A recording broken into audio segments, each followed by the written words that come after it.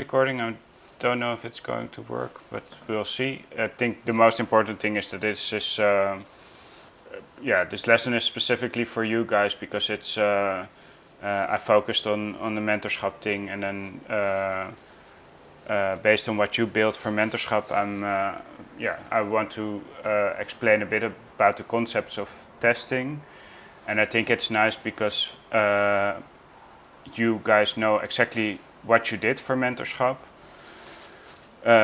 So building the whole website, you know about the infrastructure and stuff, but we didn't spend any time on testing. And I think it's nice. It's a nice example to see what you can actually do with it. Because if I give just some random examples from the internet, then it can stay a bit fake. So I think it's quite nice to have the mentorship website as an example. So basically, what I did is I created a branch. It's called testing, I think. And I actually only wrote this document. It's just a markdown file which describes. It's basically for me to note what we can discuss, but also some examples. So it should be possible for you guys with this documentation to do this in your own branch if you want to. But you can also just switch to this branch and work on top and work with this one. So basically, as I said before, I was writing the documentation on how you configure certain testing frameworks, and then I found out that it's a bit boring to see me type in all sorts of commands and stuff. So I thought, it makes more sense to do the base configuration already, because then we can focus on the actual testing. But I left it in the document because, for one, it's documentation, so you can try it for yourself. And secondly, I think it's important for you guys. I will go over it because it's important for you guys to understand that if you have a testing framework, it sometimes can take some configuration. And I have to say the testing frameworks nowadays are quite okay. So you can just install them with Yarn or npm, and then create some configuration files and just get started. But back in the days, I remember I was working on a project with Angular, and then at a company who had its own configuration for Angular, because they wanted to use ECMAScript 6, but it was not supported yet. And then basically it became impossible to write tests because your test didn't understand the Angular code that I was writing. So that was quite annoying. But nowadays, I think the configuration is quite okay. So that's one part, configuration. The other part is more about the concepts of testing, but I will do that afterwards. So the first thing I want to discuss is Jest. It's a testing framework which is really popular. I think it's the most popular testing framework at the moment, and it's used everywhere where React is used, and it's also used with other front-end frameworks.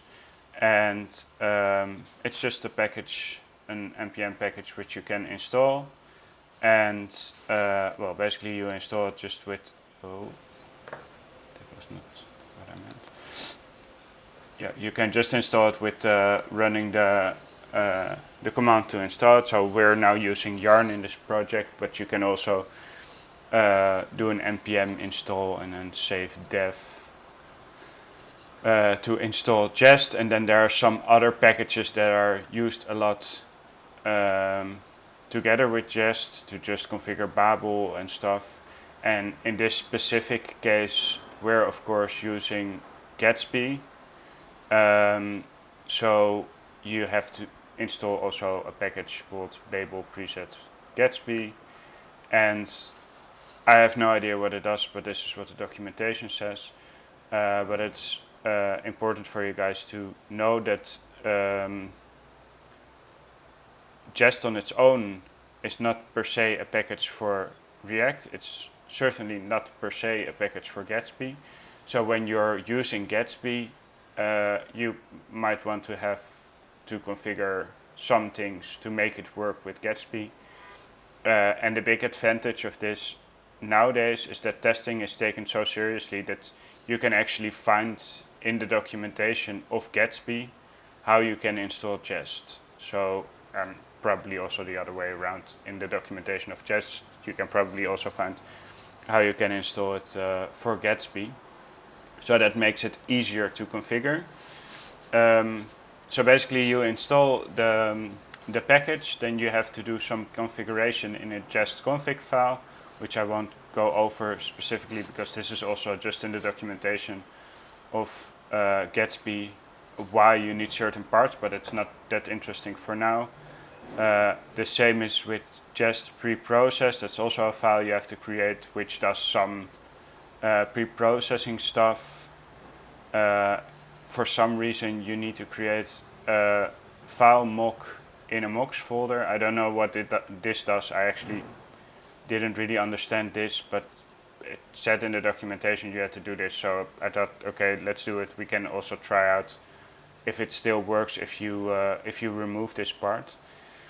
And the same is with a loader shim, which is also something a file you need to create with this global weird stuff.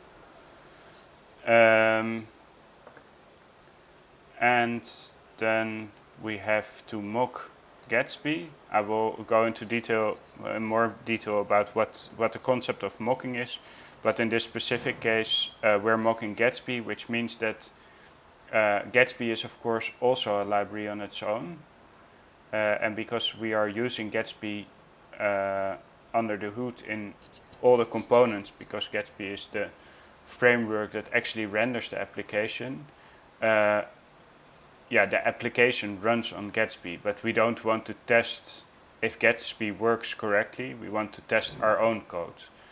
So that's a really important concept in testing, is that when you're building an application, you're writing code, and the only thing you want to test is your own code. Because if you have to test everything, and all the dependencies you have, then it will cost you a lot of time. So that doesn't really make sense. So for that there's a concept of mocking, and in this case we're mocking just the Gatsby library. It is also just a configuration which is only used if you're doing tests. By the way, if you have questions along the way, just ask, because like I said, it's not a strict lesson where you have to be quiet all the time. Just ask if you see something that doesn't make sense or something. Okay, then we get to the actual stuff where we want to run tests. Then we have our package JSON. There we used to have in the scripts section, let me check the package JSON. In the scripts section there was a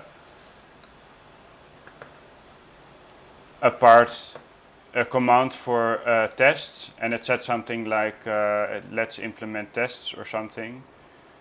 So it didn't do anything. It threw an error, I think. And the only thing you have to configure, if you want to run Jest instead of test, then you can just type in Jest, and then it will just run Jest when you do the test command. You could of course also run Jest directly, but in some cases you want to specify more conditions for this Jest command, like in my company, for example, we are also using Jest, but you can put it in a watch mode, and that's from the top of my head, something like this, and then you can just run test, and then it will always run Jest in the watch mode. So that's why you want to do it with this aliasing team. Okay, so that's actually the configuration we have to do to just set it up. You can do it on your own, but you can also just use this branch because here it's configured and it works. And one important note is that if you are starting in a company, they probably, or they should have tests already in place. So someone should have already set up this whole framework, and it's usually not something which is your first assignment if you start at a job, because it's a lot of configuration, and it also depends strongly on the specifics of the project.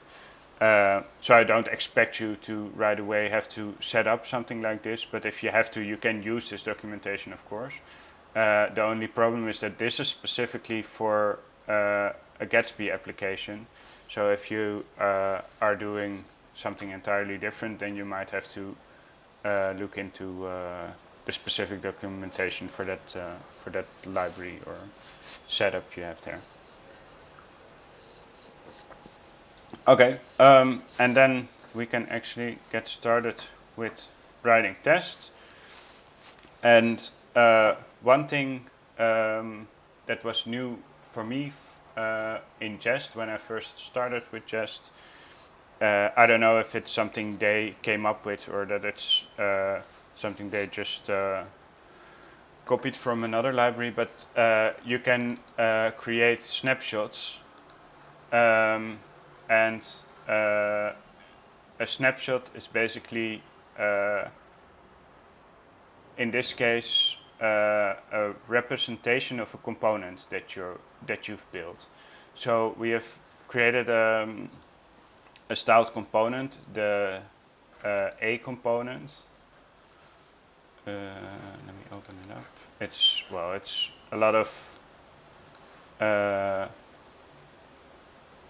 quite some code actually, and say we want to test this. One of the things we could do is create a snapshot test for this, and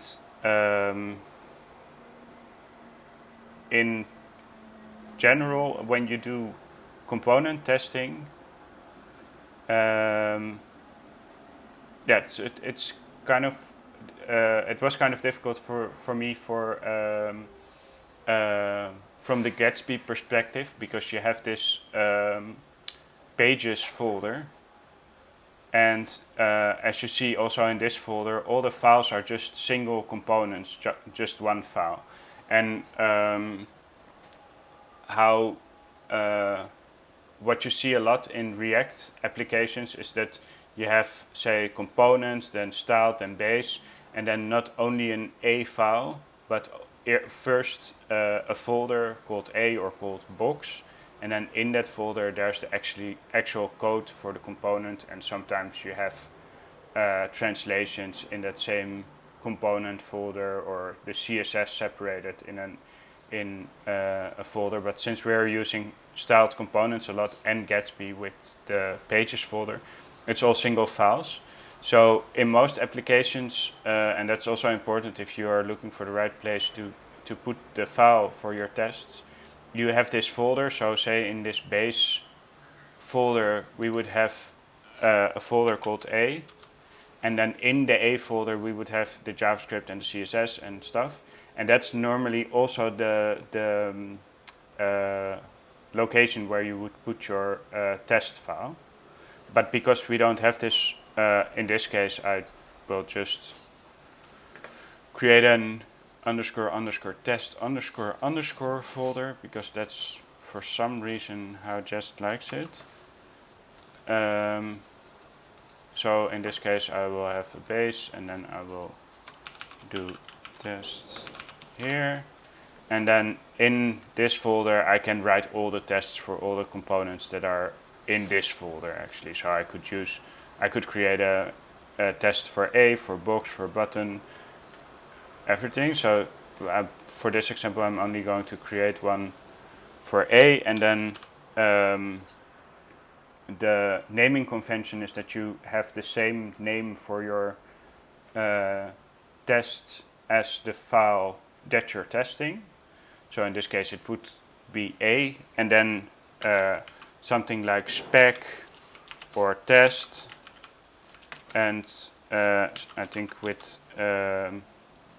jest spec is used most commonly, and that's also where somewhere in this configuration it's I don't know exactly where it is, but it's checking for files with spec in the name to run them when you run the jest command.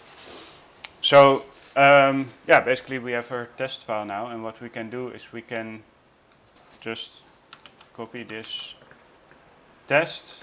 What it does is it also includes React. It has a renderer, which is a React test renderer. That's something we have configured, but it's commonly to just have a rendering thing, because we don't want to start up the whole application, but we want to isolate this component. So there you can have this test renderer which only runs one component. It's kind of like a storybook where you can use your components but then in an isolated way. This is something similar where if I use the our A element, it will only run that A element, but in a React context, or in this case in a Gatsby context, but not the whole application. So what you're doing with almost every testing framework is that you have certain keywords, and I think the easiest way is to just later on look into the documentation for which kind of keywords exist, but you don't need all of them. The most important one is describe. So all the this is a function actually from the jest library. So describe is to cluster your tests. So the jest library looks for all this describe functions, and then it associates the name you give it or the description of the test to a function which is the actual test. And then in this case we describe A, which means that we are testing the A component. So if we would do a box or button, you could specify them as box or button or flex or input or whatever. And you will later on see in the when we run the tests that this name you give it here, or this description you give it here, is actually what's outputted when it runs the test. And it's also a helper that you don't get something went wrong in the file aspec.js, but you will see the test A render correctly failed. So that's also step 2. Then first we have describe, where we say, okay, we are going to test A, and then next we say with an it function, we say, okay, we want to run this test, and we give this specific test the name renders correctly. But if we were to create another test for A, then we could do another it with another description and another test function. So that's basically it's then those two test functions would be clustered all as A, and then renders correctly, and then the next one. And then in the body of our function we can use this renderer functionality we have, and most of the time it's this is just some kind of boilerplate where you say, okay, we want to have the tree, the DOM tree in the renderer. So we're creating a renderer, and when we create it, we want to create it with this element, which is our own element, which we, by the way, import here from the actual file. Then I've put in some boilerplate text. In this case, we want to output it to JSON, and then for snapshot testing, we can do an expect, which I will discuss a bit more later on. This tree that we've created to match our snapshot. And to match snapshot is also Jest functionality, and I will show you when I run the test what it actually does. But an important part about testing is that you have this expect function, which you could see as a keyword because you have an expectation of a test. So basically, how testing in general works is that you have a component, in this case the A component, which does something, but what it does, that's where you have an expectation for. So if you have a calculator and you have a plus function, then you would expect that when you give that plus function two numbers, that it will sum the result and give it as a result back to you. So that's what you would put in an expect. So in this case, we expect this component when we build it to match our snapshot. So I think the easiest way to go forward is to just run the test, and you can see the outputs. Don't know what this is. Okay, so I'm in the mentorschap folder. And now I can use our new command that we just created, the yarn test, which will run Jest in this specific case. And it should look for this file and then run it.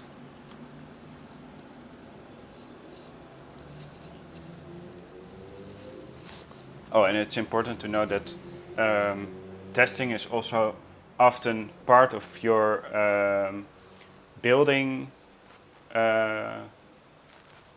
continuous delivery or continuous integration, your build step. So before you want to ship something to your server, you of course build your application, but in most cases, in most companies, they are running the tests before they actually build the application. So say I'm now writing code to create this A element, but I just do make a mistake or something.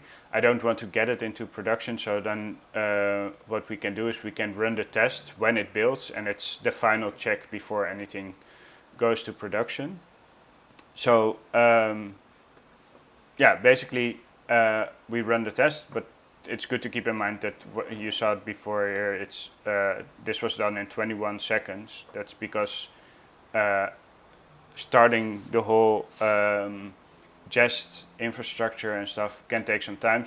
Sometime if you run 20 tests instead of one, it's probably 22 seconds. So the test on itself doesn't take so much time, but it's something, it's good to keep in mind that testing is really important, but for your build process, it can also take some time. So for example, in my company, when we run the test, I think it takes 2 minutes or something.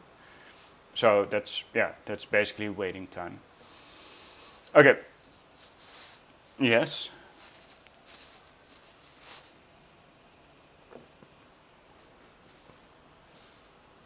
Yeah.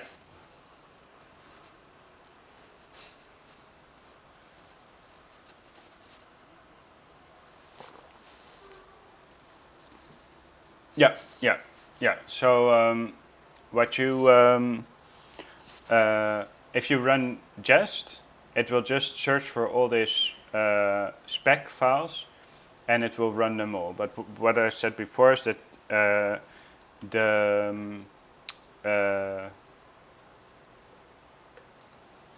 you can change the command that it's in watch mode. So you can say here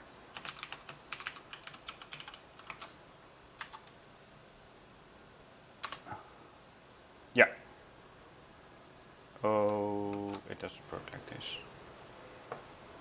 Yarn test dash dash. Oh right, I have to just.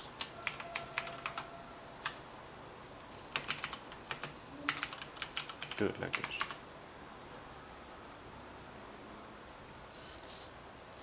Yeah, so now it's starting, it's running my test, and then I'm now in watch mode, and this is not an answer to your question, but it's a bit difficult to read, but here says press B to filter by a file name regex pattern. So what you can do here in this watch mode is you can press P. I don't know why it's this difficult to read, but I can now do a spec.js. I think I can also only write a, and now it's filtering to only do this a test. So yeah, and other than that,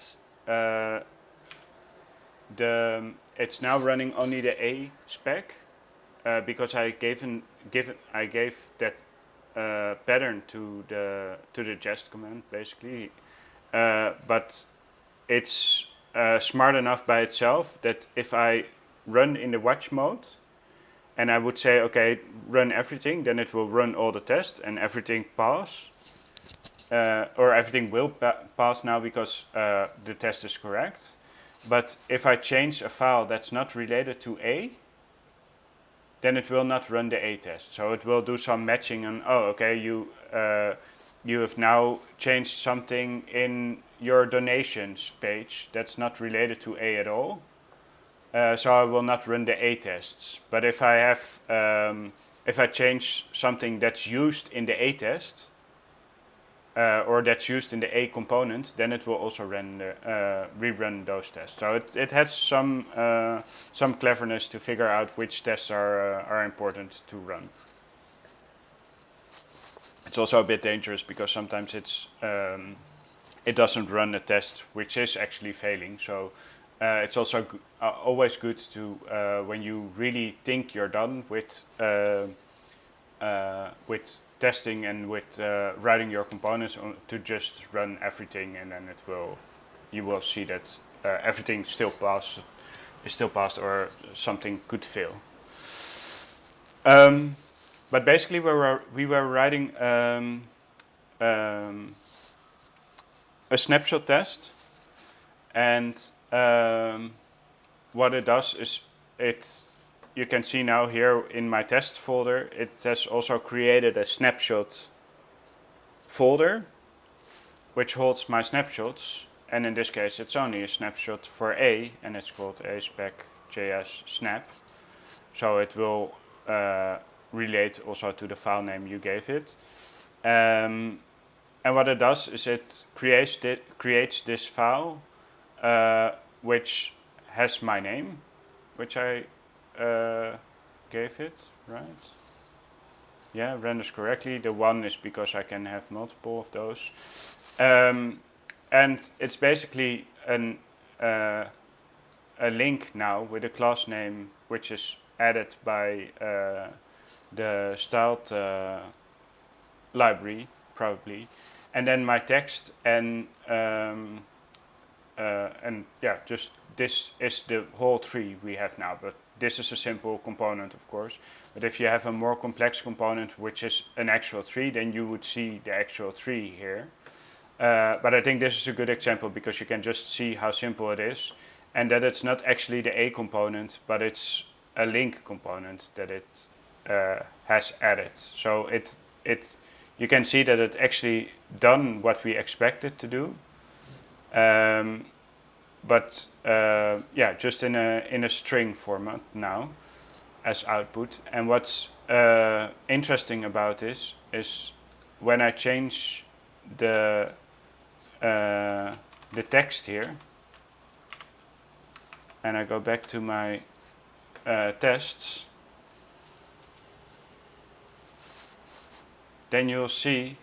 Sorry that it's so dark, but now it is kind of readable, right? So basically what it says is that we had a snapshot and it received something different. So on this map snapshot, it actually failed.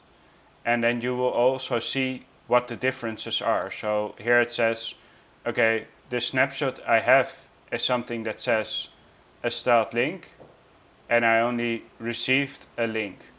So basically it just matches if this is correct or if it's not correct, or if it what is rendered here, if it matches the snapshot we've created.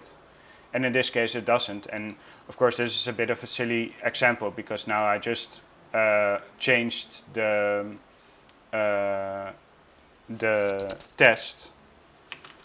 But if we have this as a test, and in the A component, for example, we would make it to not display.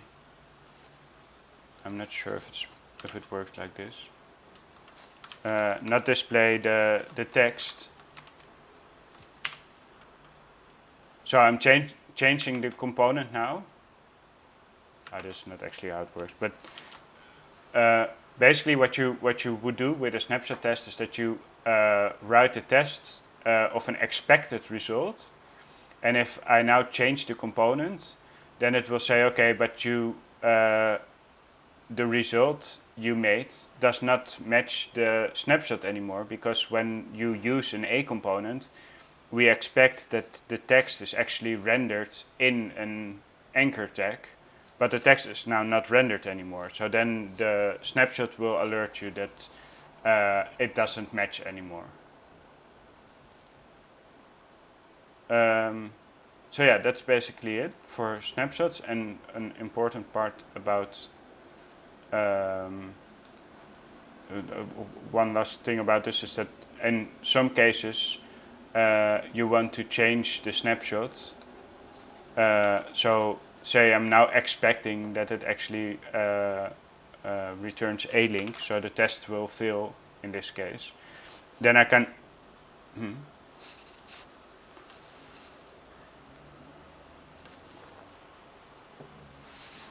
No, correct. So then it will create it. Yeah. So the first time you create this to match snapshot function, then it will create a snapshot. So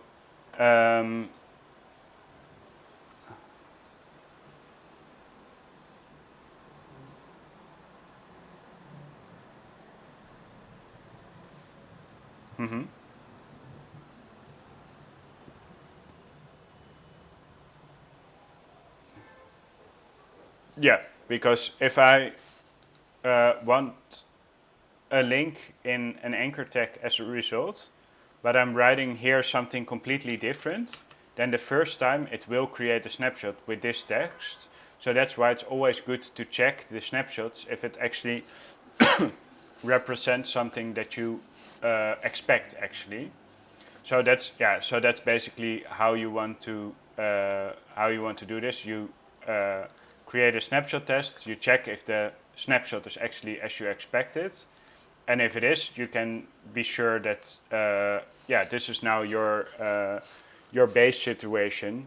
So every time something changed in the component which involves this text, for example, then the snapshot will fail and you will get alerted by it.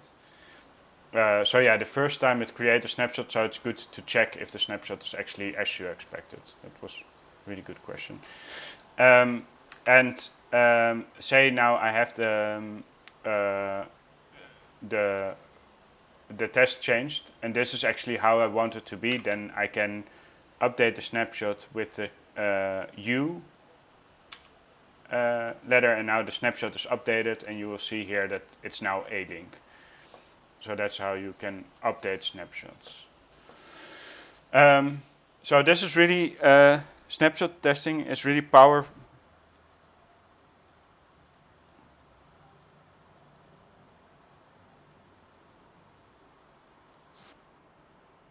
Sorry?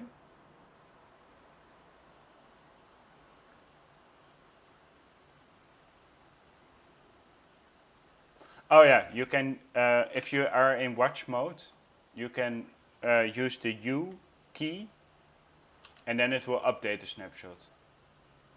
And you can also run, I think, yarn test dash dash dash U or something.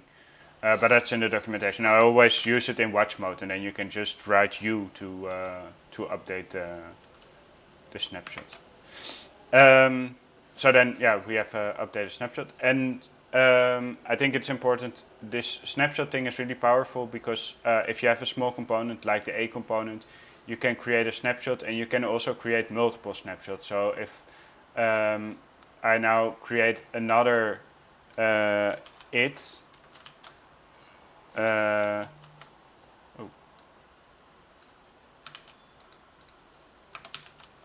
but now, how do we use the A component with the two attributes?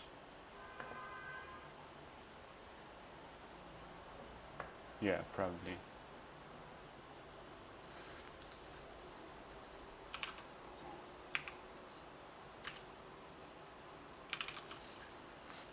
Then it will create another snapshot, but now with the two attributes. So let me see if the test is still running.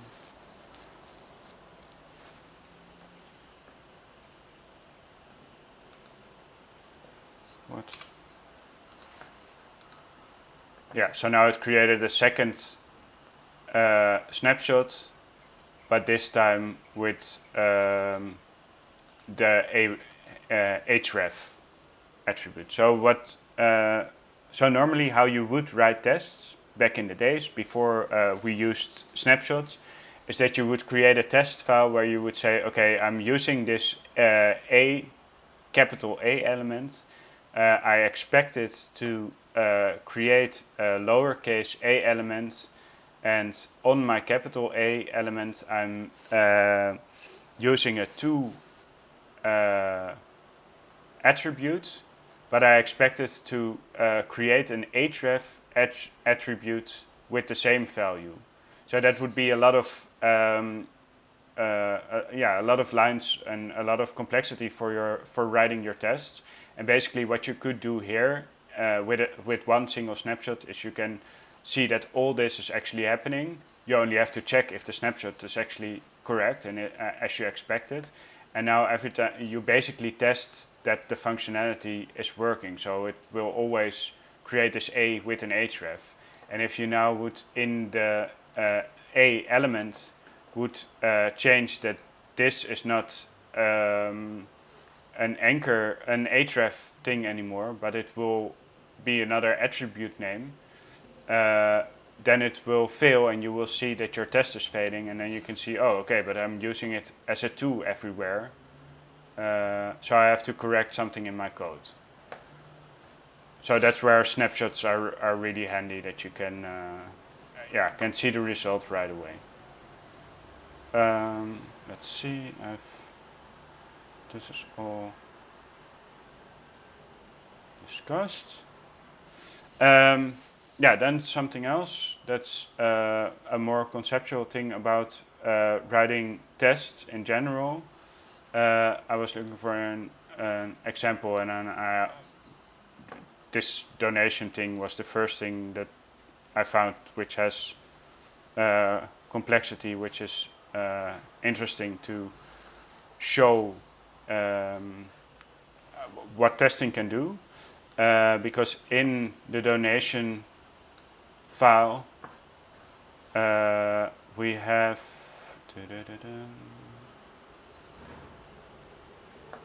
on line 92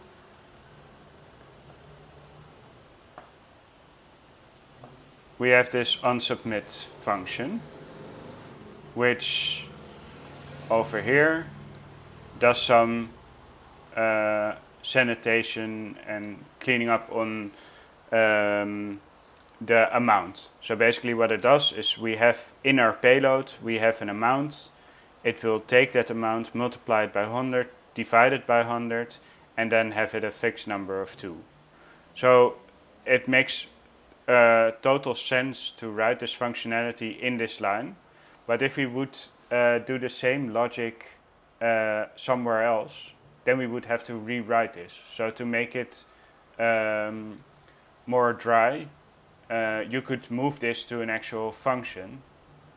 And one thing about testing is that it actually reminds you that it makes sense to move something to a function. And that's because if I want to test this payload amount and this specific functionality as a unit test, it would be really difficult because I have to load the whole component, check if I'm doing a submit, if the amount is actually with 2 decimals and not with 4, and I have to give it different kinds of input to see if it actually works. But what we could do to make it easier is to just move this one into a round function.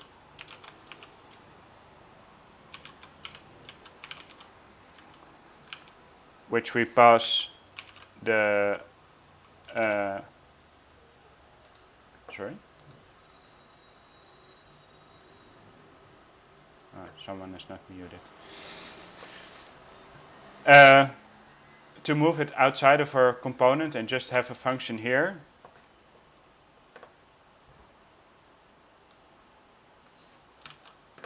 And export it. So we can export the round functionality. So our component will still work exactly the same way, but we've now moved this rounding function to a different to an external function, and it could also be used by other components.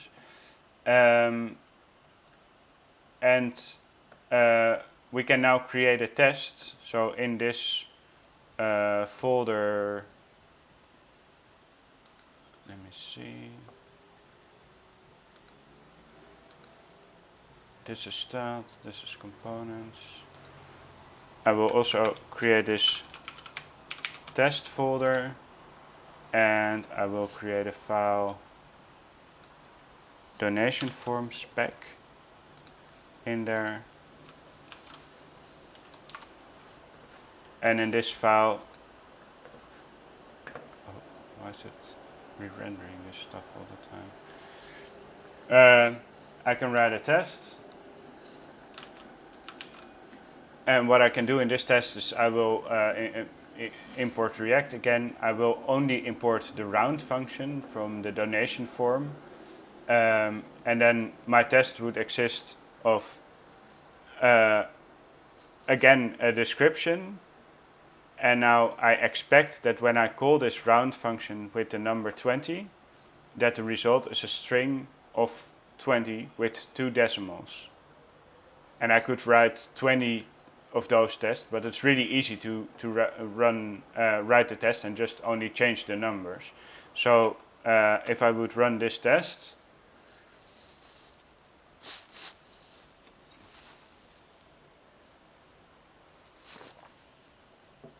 you would see, by the way, now that it also has the donation form spec there, so it's both running A and it's running the donation spec. And now it actually fails, and in this case it fails because where is it? Amount is not defined. That's a pity.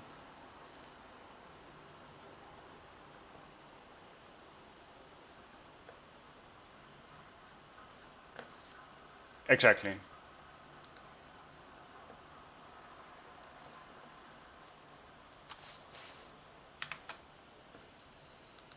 Let me see.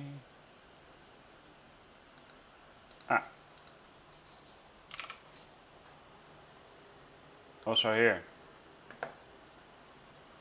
That's nice. Let's update the documentation.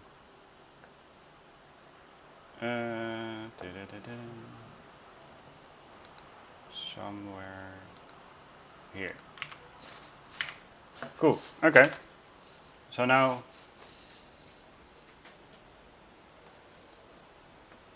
it will. No, it won't, because I used the wrong decimal indicator. So now I can see what the actual value of the test is that it says, okay, I expect this to be with a point instead of a comma.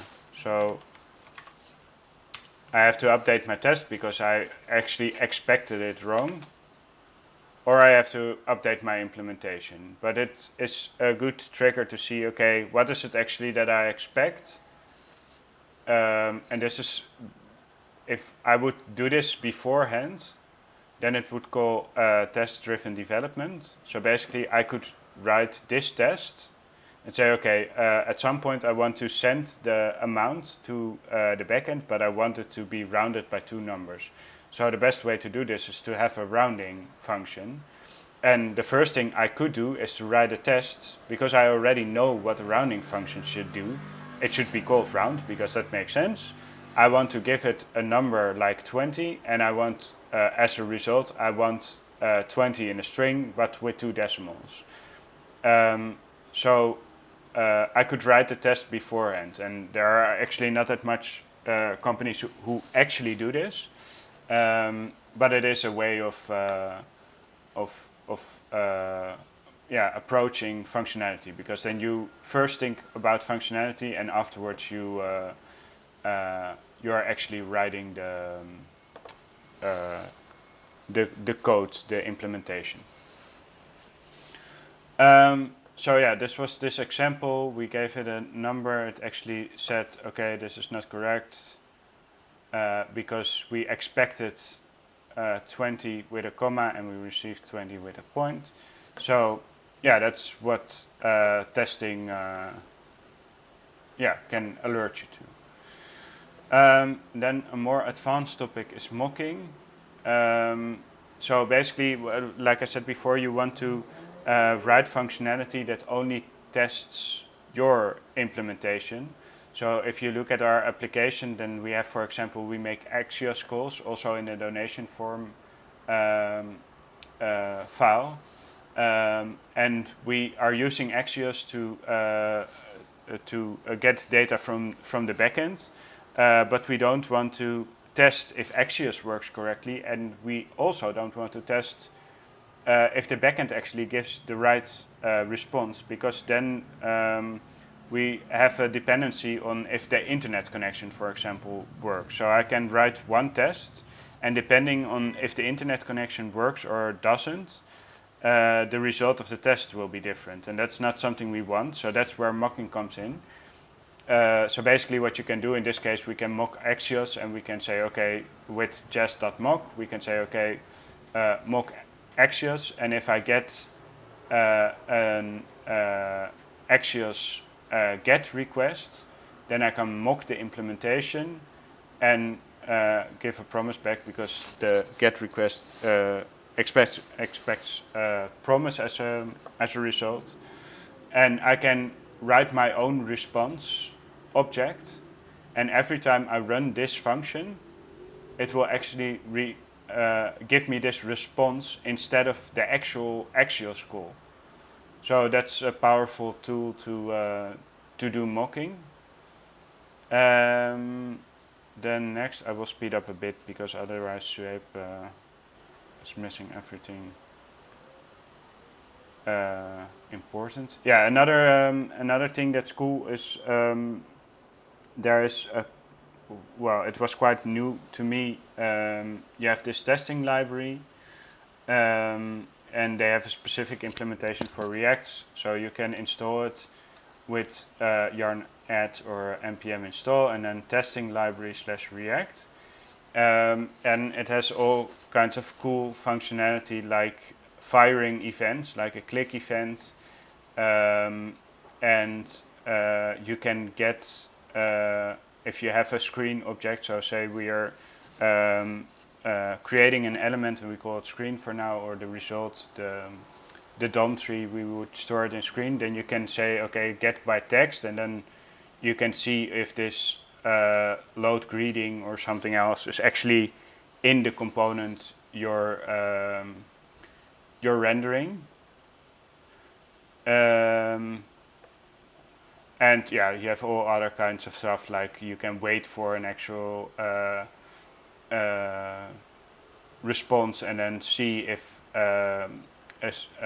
this screen object has a heading. And well, it's there's a lot of functionality in there to get actual elements and interact more with them, like clicking and seeing what the response of an element would be and stuff. But I would suggest to just look into the documentation for this one, because there's a lot of functionality in there, and yeah, it's a bit much to go over all of them now. Why is this not working?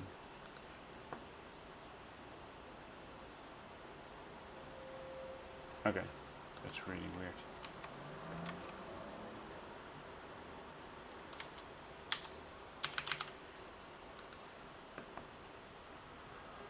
Okay, don't know why this is not rendered as a header, but it's because it's a link.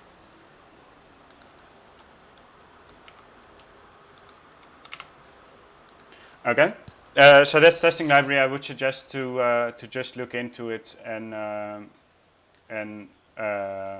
yeah, see which methods there are, and just yeah, try something out with this.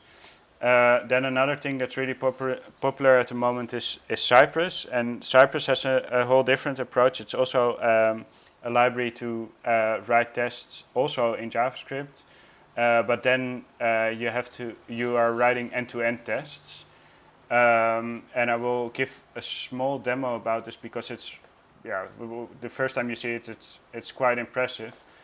You can install it the same way. It's just a Yarn package. But it's actually also an application that's installed on your laptop. So you have to open the application by, well, in this case you can use npx and say Cypress open, and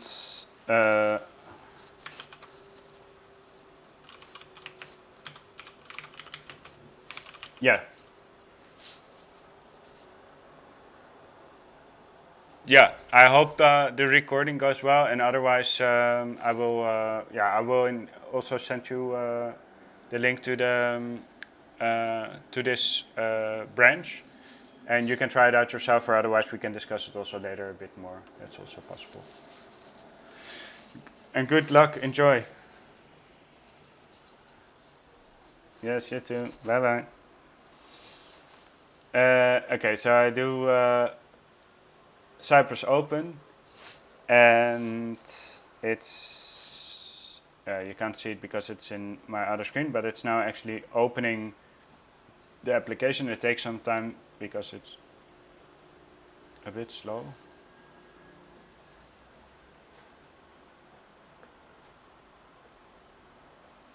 And when you do the installation of Cypress, it will create some files by itself, so you don't have to do that much of configuration for it. It creates this Cypress JSON file, and what else? An Cypress folder.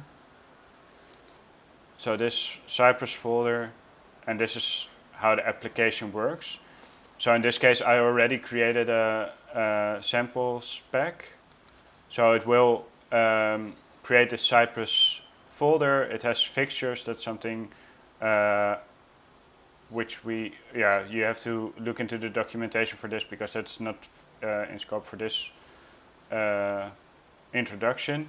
And then it has a folder integration where you can basically store your test files, and Cypress will run all the tests, or you can configure it to run all the tests that are in this integration folder. When you install it, by the way, also has an examples folder with all kinds of examples where you can check, okay, this is what's possible with it, but I just deleted it because we're not interested per se in their examples. But what you can do with Cypress is that you can, in this case, where is it? You can write code where you say, okay, we also have a describe and an it keyword, but now it uses the Cypress things. It can open a website. So this is the dashboard, so to say, from Cypress. You see all your tests that you have over here. If I click one, then it will open a browser and it will run the tests that I wrote. So basically what I did now is it opened the website for us. And in this case, I used the Next Mentorschap because it was a bit easier for now. But what you normally would do is say, okay, I want to run this against localhost. And that means that you also have to start your application at localhost and then run the tests. But for this example, it was easier to just use the actual, the one that's online. And well, we now only did this visit functionality, and it will visit this website. The Cy is the Cypress library, so Cypress also has all kinds of functionality. So what you can do, and that's where it becomes integration test or end-to-end test, you can check with the Cypress contains for this page that I'm on, if it has maakt u het verschil somewhere on the page. So when I open this test again, it's still green, so it's still passing. And now you can see all the steps that it actually did. It did this visit and it did the contains. And you can see that when I hover over the contains, it actually highlights this where it found it on the page. And it also does a lot of other things, but that's just in the background. So this is all XHR stuff. But the important things are the visit and the contains in this case. And well, this is nice, of course, because you can check if the text is actually there.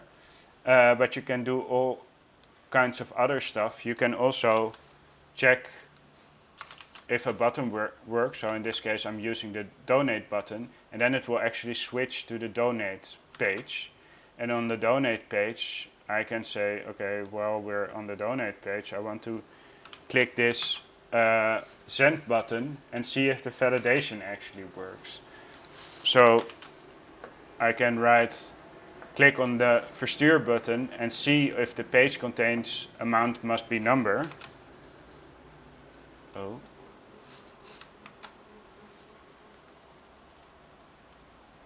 What? Oh, I did not copy the whole thing.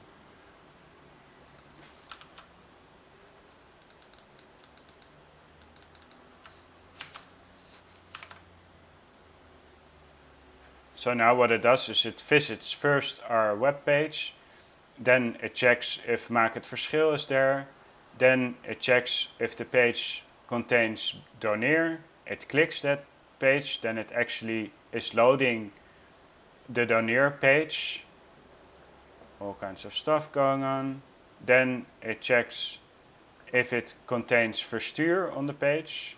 So that's the button. If it contains the verstuur button, then it will click it. And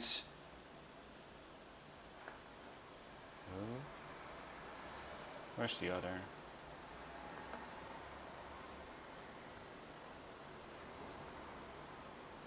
Okay, you can't see it anymore.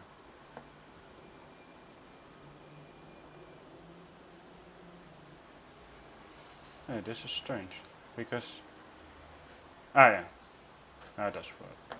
Let's rerun it. Yeah, so now it has the amount must be a number, and it actually checks if the amount must be a number, and that's on the page, so it's okay. And for some reason I think it re-renders the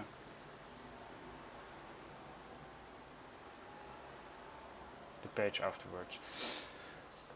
But yeah, this is something where you can do all kinds of fancy integration tests where you can say, okay, I want to check if everything in this form works. How does it work if I type in a string here? Because you can also type in things in input fields. The only thing to keep in mind, and I think you can see it most it's most visual in this really small test. So say I have a test and I write it with Cypress. I go to my domain and I check if it contains maakt u het verschil. The problem with end-to-end tests is that this text is now hard-coded. So if, for example, the content team decides to change u in je, or write something entirely different on this page, or in this header, then my test will fail. But the actual functionality still works. So basically what you have to try to do with integration or end-to-end tests is don't have too much of them, because it's a lot of it can take some time to write those tests because you have to go over all the steps. And we're now, for example, checking if the page contains Doneer as a button name, but this button name could also change. So what you can do is you can create attributes in your code and say, okay, the Doneer button, I give it a Cypress attribute, and that's Doneer. And then I will know for sure that also if they change the text on the button, that I can still find the button and click it. And I don't want to check if this text is actually correct, but I want to just know that the page loads correctly or something. So it's always a challenge with end-to-end tests to make it not too specific, because then it could be your test could fail because of external changes. So I don't think I wrote down the documentation for Cypress, but I will add it to this file. But this was actually it for from me. Basically I hope to give you a quick introduction of what you can do with testing and what different kind of popular testing frameworks are. And I didn't go too deep into the actual testing. I just gave some examples, but I think most of the good examples can be found on in the documentation of the testing library. So in this case, for the testing library, for example, they have examples, and there they say, okay, this is what you can do with the testing library, and this is a step-by-step introduction, and you can go over all those functions they have, and then most of the time they have an API, or in this case they also have recipes or something. And then they will just describe you how you can test certain functionality. So I think that would be a next step for if you guys are interested in going over the code that you wrote for mentorship, for example, and just see, okay, we have some functionality over here, how can we test it? And then just think for yourself if it would be a good way to test it with an end-to-end test, so to use Cypress, or if it's something that's a really isolated component, so that you can just use Jest for it, or it has some click functionality and you want to use the testing library or something. So yeah, I would say I could show you all kinds of tests for this, but I think it makes way more sense to just try it out for yourself and get some experience with it. So what do you guys say? Any questions or comments or anything?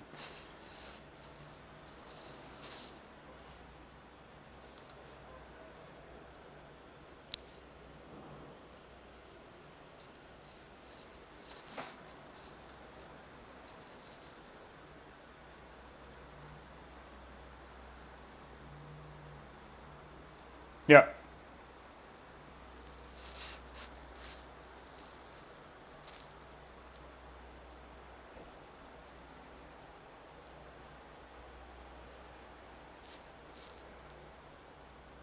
Yeah.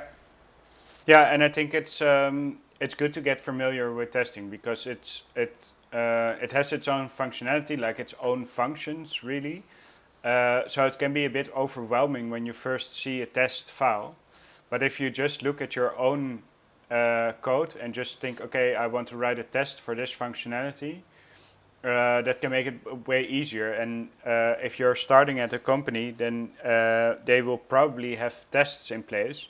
So then you would see right away a whole test file which tests a component. And if you have to make changes to it, it can be a bit overwhelming. So I think it's good to just have some practice with it. And yeah, I think it's also good to know that companies often have a coverage percentage. So they are saying, for example, that if you're writing code, your code has to be, the functionality in your code has to be covered with tests for 80% or something, or 75%. So that means that if you spend 5 hours on creating a component, you might also spend 3 hours on writing the tests to actually test the functionality. And in some cases, it can even take more time to test functionality or a feature than the actual implementation. So it's good to to spend some time and take this serious, because it's probably something where you're going to spend some time on.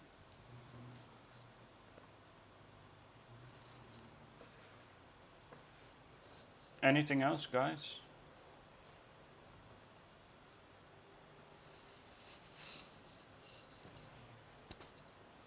Everything clear?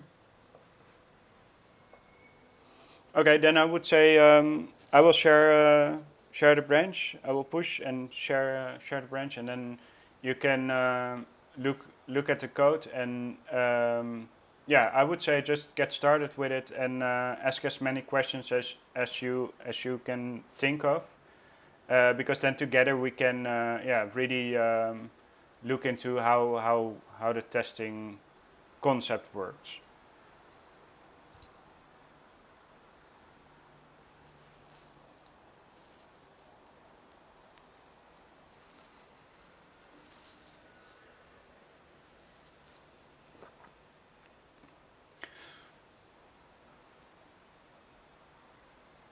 No, I think, yeah, we can, of course, if we want to, but I think what's important is um, it's really easy to create snapshots for components.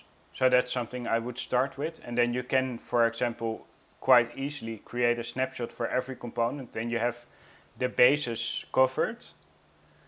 So that's something you could get started with, and I would, in this case, especially spend some time on testing things that have complex functionality. So just rendering a page, that's not that important to test, so to say. But like I showed with the contact form and giving form errors, that's something that's functionality. So that's something you might want to focus a bit more on. And I think, for example, Talib created the slider for the carousel, I think, right?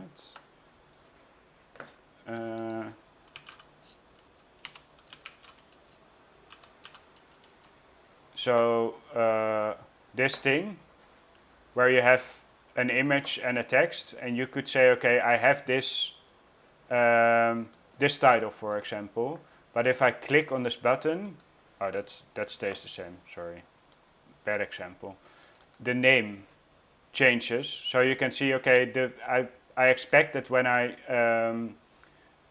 click this button, it actually slides to the next slide or something, and that's functionality which you want to check if it works, and we can easily check it by just testing it out. So that's also a part of testing, is to just physically hit the button. But what the benefit of testing could be is that if you're now writing a test to see, okay, if I click this button, I expect the slide to change, then you can also easily change the functionality later on, but run the test and see that they are still passing. So then you have some kind of regression of your functionality. So yeah, I would not say focus on test coverage or something, because it's also a bit of annoying when you do it after you've written all the code. It makes more sense to do it when you're writing the actual code. But I would try to focus just on complex things or things with certain functionality.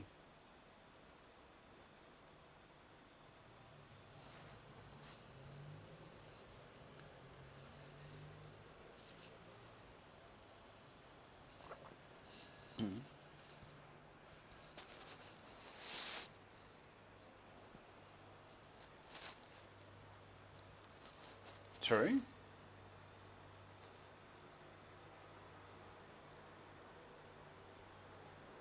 Yeah. Yeah, so basically what you can do is you can say, okay, I have a snapshot test, and when I'm writing the test, I expect some kind of functionality, and if it doesn't match that functionality, I've either made a mistake in my implementation or in my test. So it's a really good practice to go over your code again, and the testing just forces you to do this. So that's it's yeah. I think it's when you start doing this, you will probably run into things where you think, we could have done this in a better way, and then you can improve your code. So yeah, I would say just give it a try, and you will probably see the benefits right away.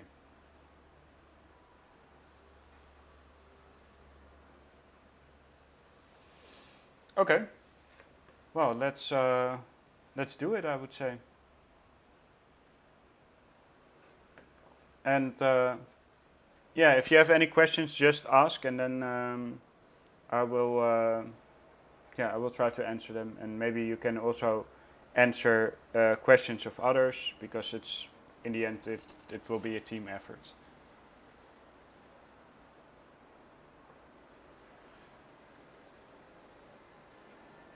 No thanks, my pleasure. And yeah, let me know if there are any questions. Okay.